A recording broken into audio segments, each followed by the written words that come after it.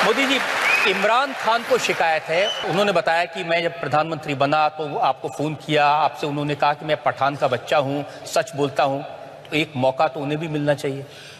इमरान खान से मैं पहले भी मिला हूं, विस्तार से मेरी बातचीत भी हुई है।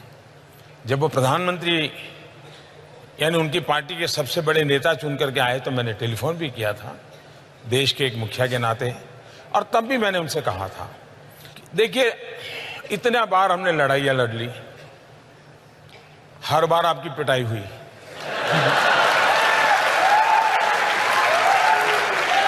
आतंकवाद करके भी कुछ पाया नहीं। ये जितना हमने बर्बादी 40 साल में की है, अगर हम 5 साल मैं मेरे देश में गरीबी के खिलाफ लड़ूं, आप अपने देश में गरीबी के खिलाफ लड़िए, हम दोनों गरीबी के खिलाफ लड़ें, हम अपने अवाम का भला करेंगे। तो उन्होंने मुझे कहा कि देखो मोदी जी, मैं पठान का बच्चा हूं, मैं सच बोलता हूं, और इसलिए मैं आपको कहता हूं कि आइए हम नई शुरुआत करें। ये बात हुई थी।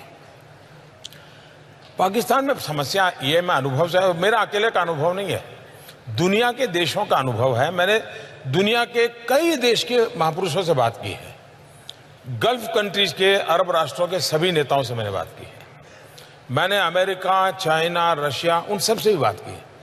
एक बात ज्यादातर उभर करके आती है कि भाई आज़ाद करोगे तो किससे करोगे? आर्मी से करोगे, आईएसआई से करोगे, कि इलेक्टेड बॉडी से करोगे? बोले पता ही नहीं चलता वो देश कौन चलाता है। तो ये सबसे बड़ी समस्या है, पहले वो अपनी ये समस्या सुलझा दें। आपने समस्या सुलझा दी, घर में घुस के मारा। आखिरकार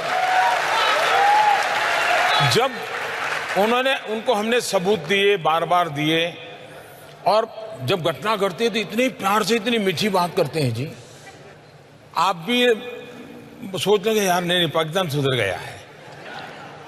पुलवामा के बाद मैं उनकी बहुत मीठी मीठी बातें मानने को तैयार नहीं था। मैंने कहा भाई आपकी बहुत बातें सुन चुका हूं, आप करते ही नहीं कुछ।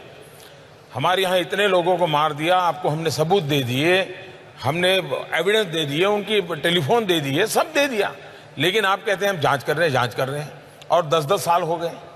तो अगर ठीक है, अब हमारी सेना को जितना आता है वो करते रहेंगे।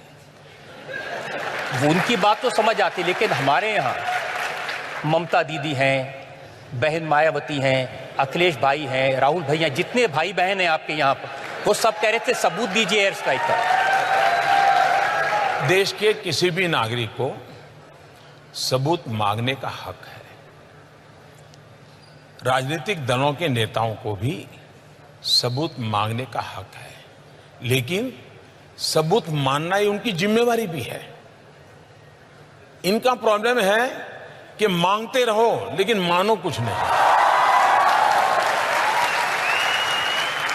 सबसे बड़ा सबूत पाकिस्तान खुद है जी। आप मुझे बताइए कि हमने तो कुछ डिक्लेयर नहीं किया था। हमारी जो स्ट्रेटेजी थी उसके हिसाब से तो सुबह हम मीटिंग करने वाले थे, मीटिंग करके कुछ योजना करने वाले थे, उस प्रकार से सारा प्लान किया हुआ था। जब 3-3:30 बजे सब पूरा हो गया, हमारे लोग लौट आए, वो अपना यूनिफॉर्म वगैरह उतार करके सब अपना चाय वाय कर रहे थे, तो बड़ा हंसी मजाक का काम चल रहा था जी। मुझे भी इन्फॉर्म कर दिया गया, तो पहले मेरा मन कर गया कि चलो सो जाएं। फिर मुझे हुआ नहीं यार, देखे जरा इंटरनेशनल में कुछ हलचल तो नहीं है। तो मैं जरा ऑनलाइन जाकर के सारा सर्फिंग करने लगा कि दुनिया में कहीं पर इस घटना की खबरें आना शुरू हुआ तो नहीं है। घटना बहुत बड़ी थी। उधर मेरे लोगों को मैंने कहा ठीक है अब आप सो जाइए, लोग थके हुए होंगे, सुबह बात करेंगे। लेकिन मैं नहीं सोया। 5-5:15 बजे पाकिस्तान ने ट्वीट किया कि भारत आकर के मार के चला गया।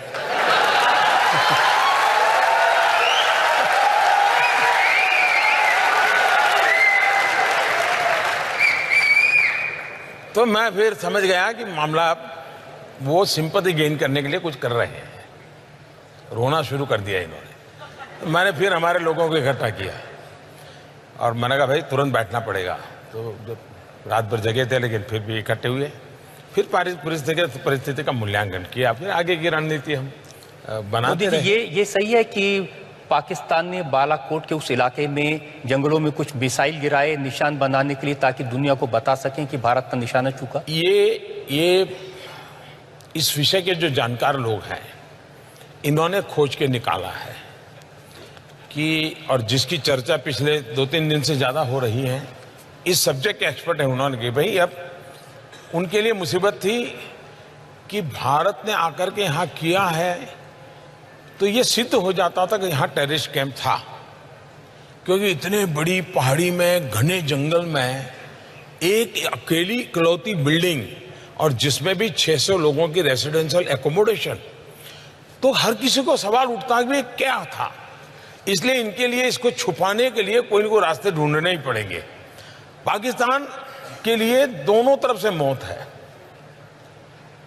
ये भी कहे कि यहां कोई आया था, बम गिरा था, तो भी फंस रहे हैं। और वो इतने डर गए थे जी, वो गलतियां पर गलतियां चले। विमान उनका गिरा, उन्होंने कह दिया हिंदुस्तान का गिरा। पायलट उनका मरा, उन्होंने कह दिया हिंदुस्तान का मरा। यानी वो बिल्कुल ही बैलेंस खो चुके थे। और बैलेंस खोने का कारण था कि इतनी बड़ी घटना उनके लिए असंभव थी जी। और अभी भी उस सदमे में से बाहर नहीं आए। ये तो भारत में अगर चुनाव ना होते ना, अगर चुनाव ना होते और ये तू मैं ना होती और सामान्य दिवसों में घटना हुई होती, तो विश्व की जो महत्वपूर्ण मिलिट्री ऑपरेशंस हुए हैं, इसकी उसमें गिनती होती जी। ये चुनाव के तू मैं में भारत के वीरों के पराक्रम को हमने नजरअंदाज किया है। और इसलिए मैं तो ईश्वर से प्रार्थना करता हूं कि चुनाव नतीजों के बाद शांति से इसके एक्सपर्ट हो, वो देश को समझाएं कि भारत के लोग कितने पराक्रमी हैं, कितना बढ़िया काम किया है।